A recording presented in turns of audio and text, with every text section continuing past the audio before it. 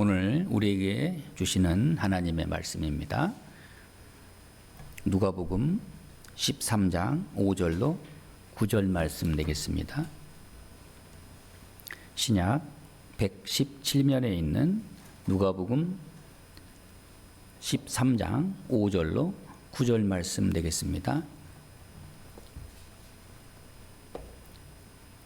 이 말씀을 봉독할 때 하나님의 음성을 다 함께 들으실 수 있기를 바랍니다. 이에 비유로 말씀하시되 한 사람이 포도원에 무화과나무를 심은 것이 있더니 와서 그 열매를 구하였으나 얻지 못한지라. 포도원 지기에게 이르되 내가 3년을 와서 이 무화과나무에서 열매를 구하되 얻지 못하니 찍어버리라. 어찌 땅만 버리게 하겠느냐? 대답하여 이르되 주인이여 금년에도 그대로 두소서. 내가 두루 파고 거름을 주리니 이후에 만일 열매가 열면 좋거니와 그렇지 않으면 찍어버리소서 하였다 하시니라. 아멘. 우리 그럼에도 불구하고 우리 함께 하나님 앞에 찬양하겠습니다.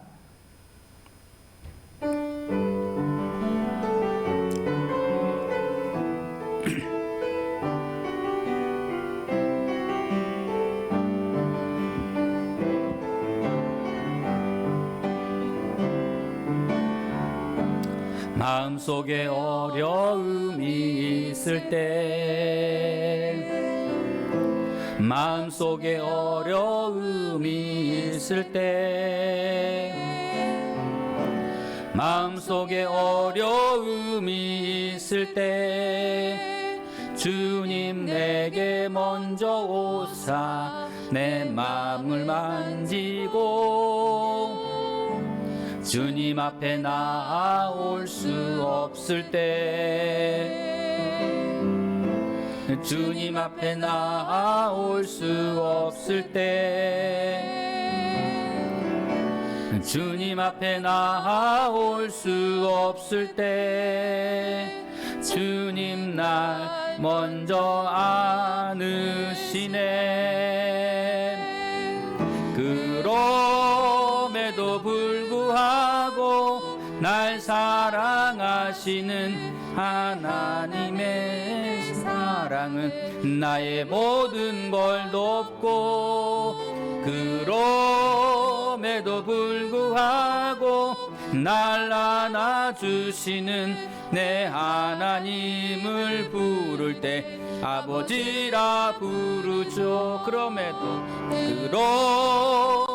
불구하고 날 사랑하시는 하나님의 사랑은 나의 모든 걸 돕고 그럼에도 불구하고 날 안아주시는 내 하나님을 부를 때 아버지라 부르죠. 지난해가 베토벤 탄생 250주년이 되는 해였습니다. 250주년을 맞이해서 세계 각처에서는 기념 공연을 준비했는데 코로나19로 인해서 많은 공연이 취소되었고 또 영상으로 대체했습니다. 악성 베토벤, 즉 음악의 성자라고 불립니다. 베토벤의 교향곡 중에서 그의 마지막 작곡 교향곡 9번 합창이라는 곡을 우리는 많이 들어봤을 것입니다. 이 곡은 세상에서 가장 위대하고 완전한 교향곡이라고 평가를 받고 있습니다. 이 합창 교향곡은 베토벤의 자신의 인생을 작곡한 것입니다. 고난을 넘어서 환희로 가는 사악장의 교향곡입니다. 그 중에서 마지막 사악장은 환희의 송가라고 부릅니다. 기쁨의 송가. 합창.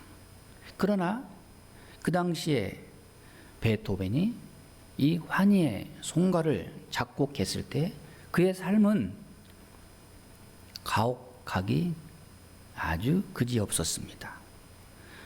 환희하고는 너무나 거리가 먼 고난의 현실이었습니다. 1823년 가을 오스트리아 비엔나에서 마지막 악장인 환희가 완성될 때 베토벤의 청각은 완전히 상실됩니다. 귀머거리가 된 것입니다. 합창교향곡이 처음으로 연주된 그 국립극장에서 연주가 끝나자 관중들은 모두 일어서서 우리와 같은 기립박수를 보냅니다. 그런데 단 한 사람, 베토벤만은 듣지를 못합니다.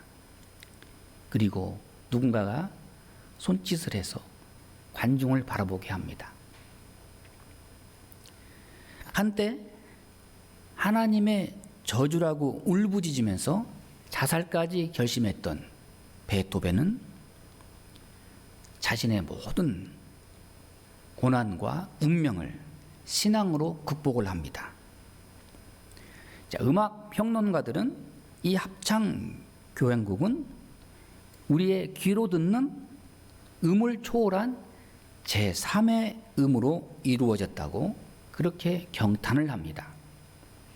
과연 이 제3의 음이란 무엇일까? 그것은 우리의 육신의 귀로 들리지 않는 영혼의 소리라고 평가하고 있습니다. 베토벤은 청신경 그 마비의 고통 속에서 환희에 찬 영혼의 소리를 들은 사람입니다. 그에게 있어서 고통이란 도리어 환희에 찬 기쁨의 송가를 작곡할 수 있는 영혼의 소리를 들은 것입니다. 이만큼 천재가 되기 위해서 그는 엄청난 노력을 했고 포기하지 않았고 또 신앙으로 이 모든 것을 극복하고 음악의 황제, 악성 베토벤이라는 칭호를 얻게 된 것입니다. 오늘 본문의 말씀은 무화과나무와 그 열매에 대한 이야기입니다. 이 말씀은 신약, 구약을 관통하는 엄청난 의미의 계시의 말씀입니다. 본문은 우리에게 말씀합니다. 하나님의 역사 가운데 우연이란 없다. 또 우리의 실제 생활에서도 요행은 없다. 오늘 본문은 보다 높은 의미의 뜻을 우리에게 계시해 주고 있습니다. 무화과나무의 특징 어떻습니까? 성경에는 이 무화과나무에 대한 비유의 말씀을 몇 가지로 우리에게 말씀해 주는데, 자, 먼저는 이 무화과나무의 특징을 우리가 알아야 됩니다. 무화과나무는 나무가 튼튼하지도 않습니다. 또 반듯하게 곧게 자라지도 않습니다. 그렇기 때문에 기둥으로 쓰인다거나 또 장식용 목재로 쓰일 수도 없습니다. 무화과나무는 키는 크지 않고 옆으로만 아주 퍼지는 그런 특징이 있습니다. 이 나무는 관상용도 아니고 제목감도 아니고 오로지 그 나무에서 열리는 열매를 얻기 위해서 이 나무를 가꾸는 것입니다. 이 잘 자란 무화과나무의 그 한 그루에서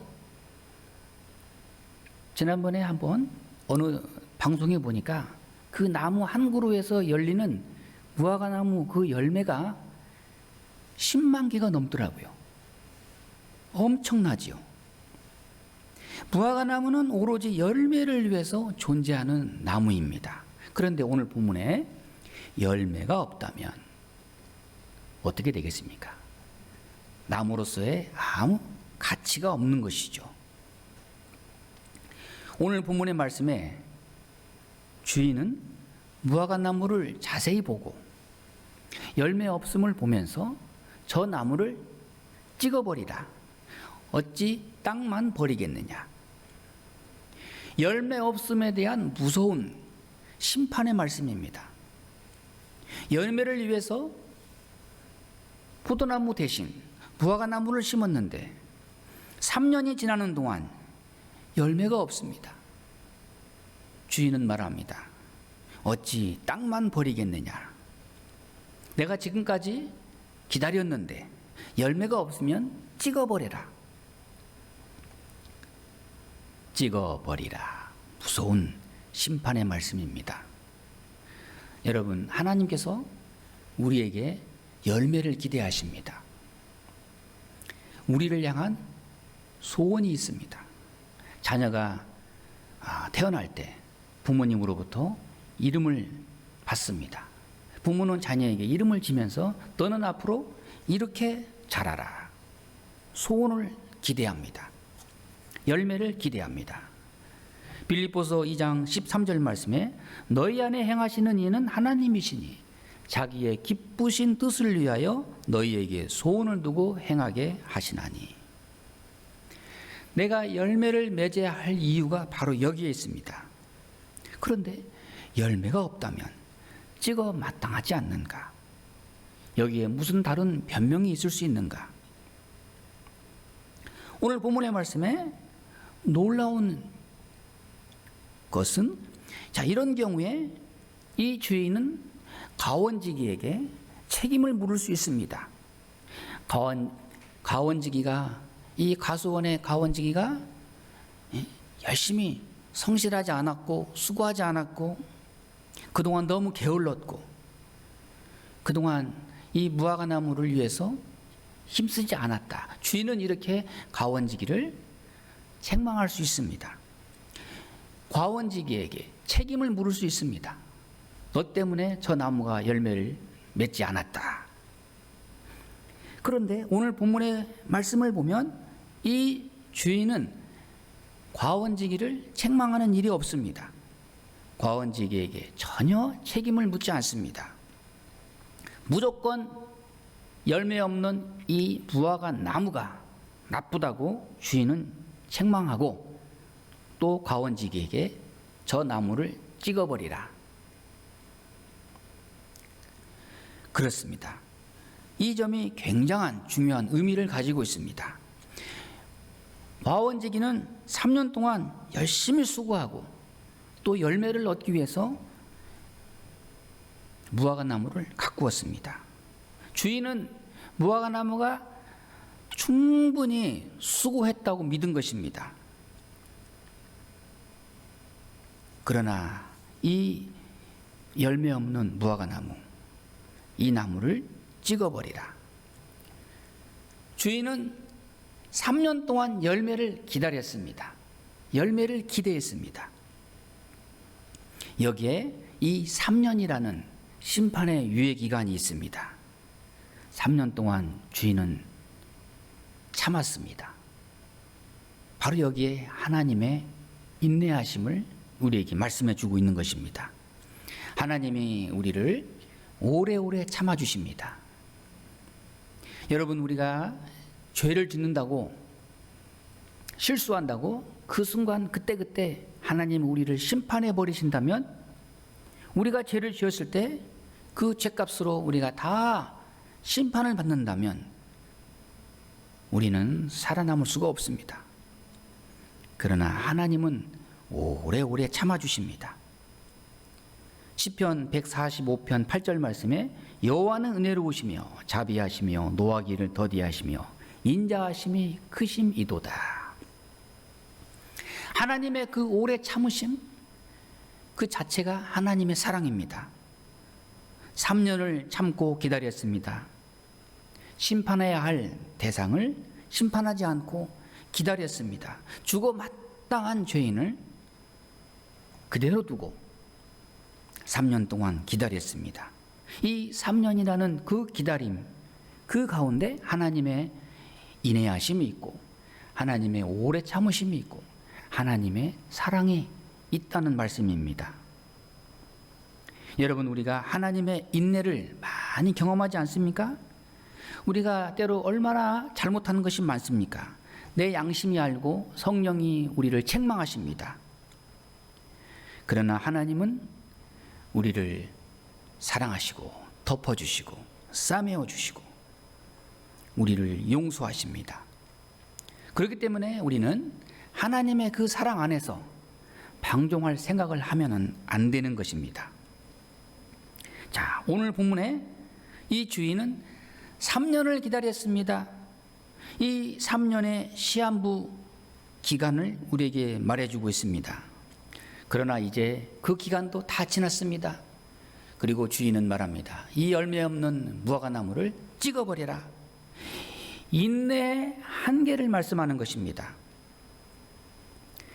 복음 안에서 보면 십자가는 우리에게 무엇을 말하는 것입니까? 하나님의 인내의 한계를 우리에게 말씀하는 것입니다. 십자가는 하나님의 사랑인 동시에 심판을 우리에게 말씀해 주는 것입니다. 십자가의 독생자 예수를 못 박으시면서 우리에게 말씀하십니다.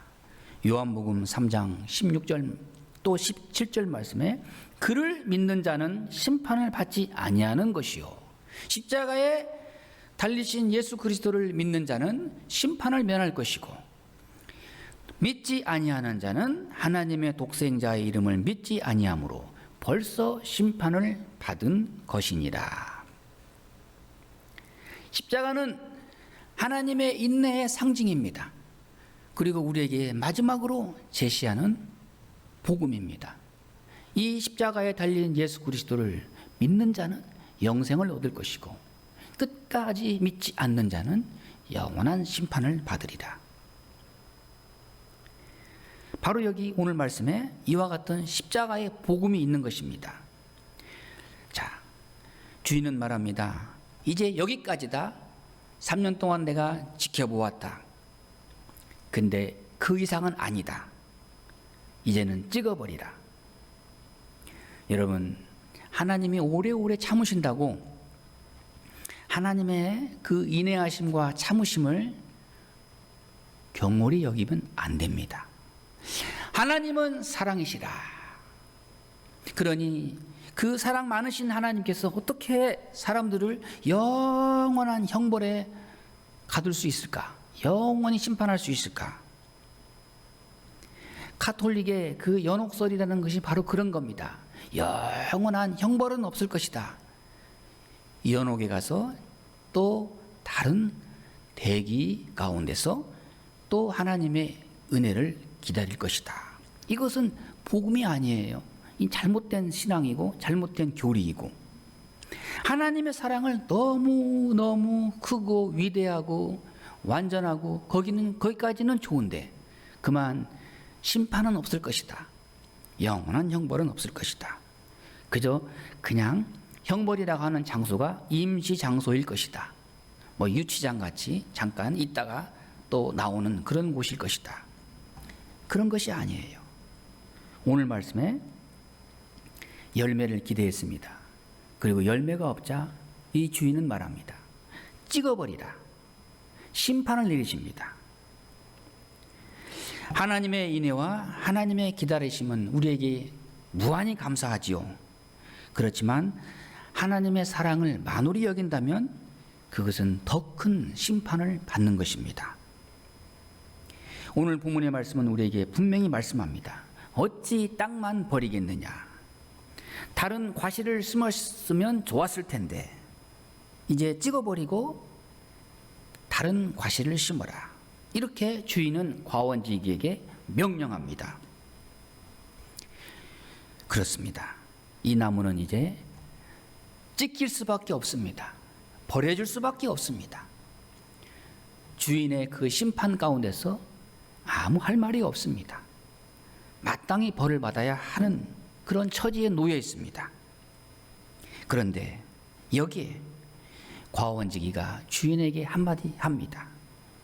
과원지기의 중보자의 헌신이 오늘 본문에 드러납니다. 과원지기는 주인에게 외칩니다. 오늘 말씀, 주인이여 금년에도 그대로 두소서. 1년만 더 기다려 주소서. 한 번 더 기회를 주소서. 여러분, 그 말의 뜻이 무엇이겠습니까? 주인은 이 무화과 나무는 못 쓰겠다. 이건 다시는 열매를 맺지 못할 것이다. 그렇지만 과원지기는 주인이여 한 번 더 기회를 주십시오. 그러면서 그는 말합니다. 이렇게 열매 없는 것이 나무에게 잘못이 있는 것이 아닙니다. 바로 그 모든 책임은 나에게 있습니다. 그러니 나에게 1년을 한 번 더 기회를 주십시오. 무슨 특별한 다른 방법이 있을 것입니다.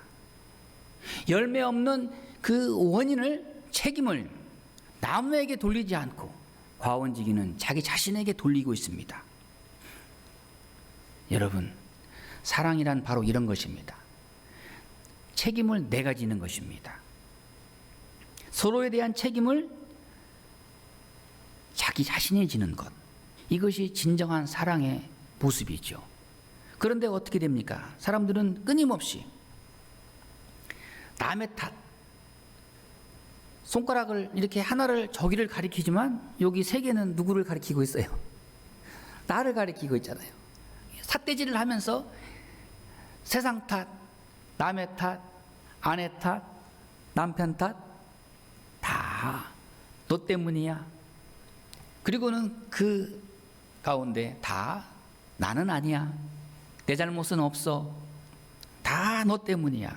이러한 책임 전가, 이것이 그 원죄의 뿌리가 되는 죄입니다. 아담이 하와와 함께 하나님께서 먹지 말라 한 선악과를 따먹었습니다. 하나님께서 아담에게 말씀하십니다. 어찌하여 내가 선악과를 따먹었느냐? 아담이 말하기를, 창세기 3장 12절 말씀에 하나님이 주셔서 나와 함께 하신 여자, 그가 그 나무 실과를 내게 주므로 내가 먹었나이다. 아니, 먹어놓고서는 먹기는 먹었는데 하나님이 창조하신, 하나님이 내게 주신 저 여자, 저 하와 때문에 내가 먹었습니다. 자기의 책임을 남에게 전가합니다. 또 하와에게 묻습니다. 너는 어찌하여 선악과를 따먹었느냐? 뱀이 유혹을 해서 먹었나이다. 다 남의 탓. 이것이 창세에 우리가 가지고 있는 바로 그 죄의 뿌리가 되는 죄입니다. 만약에 아담과 하와가 이렇게 말했다라면 어땠을까? 다 제 잘못입니다. 저 때문에 이렇게 됐습니다. 모든 책임은 나에게 있습니다. 이랬더라면 하나님께서 틀림없이 인류에게 엄청난 축복을 주셨을 것입니다. 지금 이 나라가 아주 어려워요. 코로나19로 인해서 이렇게 사람들의 모이는 숫자를 계속 제한하고 어떤 수단과 방법을 다 동원해서라도 더 이상 확산을 방지하기 위해서 엄청난 노력을 다 하고 있는 가운데 우리는 많은 어려움을 당하고 있습니다. 그런데 저는 항상 이런 걸 보면서 이 코로나19 질병보다 더 나쁘고 더 무서운 것은 남을 비난하는 것입니다. 누구 때문에? 그러지 말고 좀 우리가 신앙인의 마음으로 다 나 때문입니다. 그렇게 좀 우리가 자신을 좀 돌아봐야 되지 않겠습니까? 아멘도 안 나오네. 아니 어느 곳에 확진자가 나왔다, 어느 곳에 확진자가 나왔다, 몇 명이 나왔다. 너무 아침마다 뉴스 또 저녁에 보고 그 사람 숫자 많이 나오는 거 우리 다 민감해요. 그렇지만 비난하지 말고 우리 그런 책임을 서로 나눠지면서 나 때문입니다. 자, 사랑에 대한 이 핵심은 바로 자기가 책임을 지는 것. 오늘 이 가원지기는 주인이 나무를 찍어버리라. 저 못된 나무, 저 나무 땅만 버리고 있다. 가원지기는 주인에게 항변합니다. 주인이여, 금년에도 그대로 두소서. 금년에 1년만 더 저에게 기회를 주소서. 저 나무가 못 돼서 열매를 못 맺는 것이 아니라 제가 부족해서입니다. 저에게 책임을 물으소서. 어느 교회에 늦은 나이에 연세가 많으신 할머니 한 분이 그 며느리의 전도를 받아서 예수님을 영접하게 되었습니다. 그리고 이제 드디어 교회에서 세례식을 하게 됩니다. 근데 세례식을 하기 전에 꼭 하는 문답이 있잖아요. 답변을 잘해야 됩니다. 자, 그 문답식 날이 돌아왔습니다. 그러면서 이 며느리는 시어머니에게, 어머니, 오늘 목사님께서 문답식 하실 때 예수님께서 누구 죄 때문에 돌아가셨습니까? 라고 물으시면은 내 죄 때문입니다 라고 대답하셔야 됩니다. 아시겠지요? 시어머니는 며느리에게 알았다. 2번 얘기하면 잔소리다. 한 번만 얘기해라. 알았다.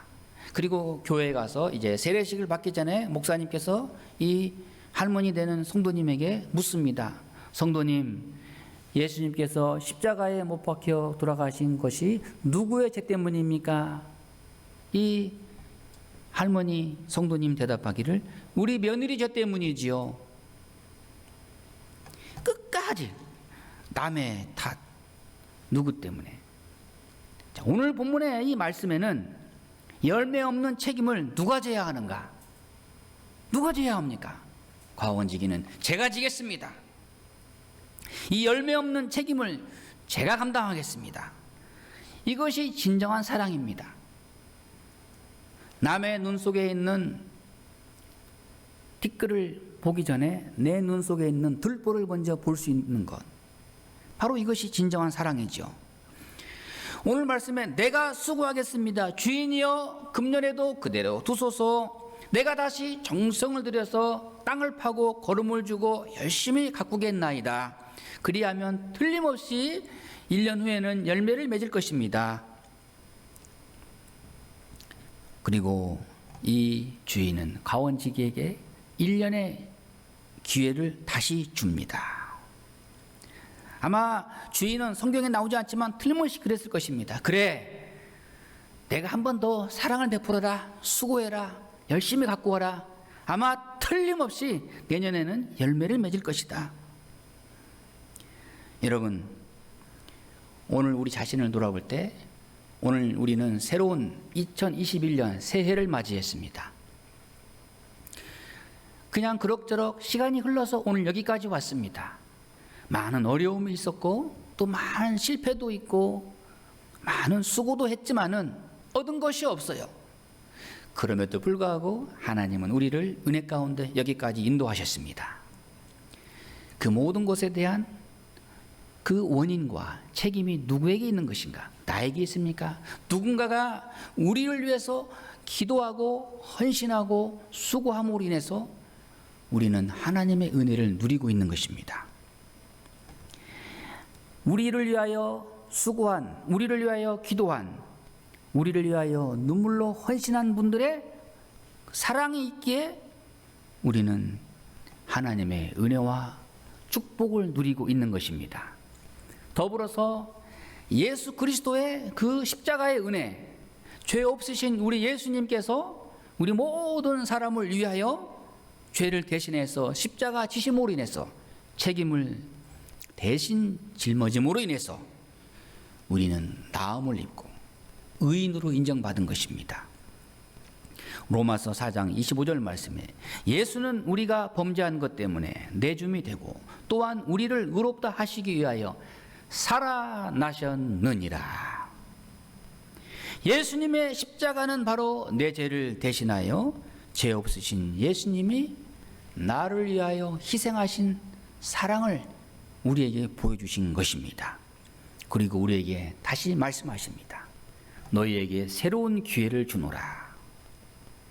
다시 우리에게 1년의 기간을 새로 허락하신 하나님께 우리는 열매로 보답할 수 있기를 바랍니다. 주인이여, 금년에도 그대로 두소서. 제가 한 번 더 열심히 헌신해 보겠습니다. 그 거룩한 수고와 희생과 사랑으로 인해서 오늘 우리는 조용한 가운데, 평안한 가운데 새해 첫 주일 예배를 맞이한 것입니다. 이제 2021년에는 과원지기를 봐서라도 우리 예수님을 보고 예수님이 기대하시는, 하나님이 원하시는 귀한 열매를 맺어야 할 것입니다. 그 열매로 인하여서 하나님을 기쁘시게 해드리는 금년에 새로운 한 해가 될 수 있기를 바랍니다. 기도하겠습니다. 하나님 아버지, 우리에게 새로운 기회를 주시고 새로운 시간을 주시고 새로운 믿음 주심을 감사드리옵나이다. 그동안 많이 실패했고 우리의 심령이 어두웠고 낙심도 많았지만 우리를 위하여 기도하시고 하나님 보좌 우편에서 우리를 중보하시는 우리 예수 그리스도로 인하여서 우리가 새 힘을 얻어 다시 하나님 앞에 열매를 맺게 하여 주옵소서. 사랑의 열매를 맺게 하여 주옵소서. 헌신의 열매를 맺게 하여 주옵소서. 수고의 열매를 맺어서 하나님을 기쁘시게 하는 귀한 성도가 되게 하여 주옵소서. 예수님의 이름으로 기도하옵나이다. 아멘.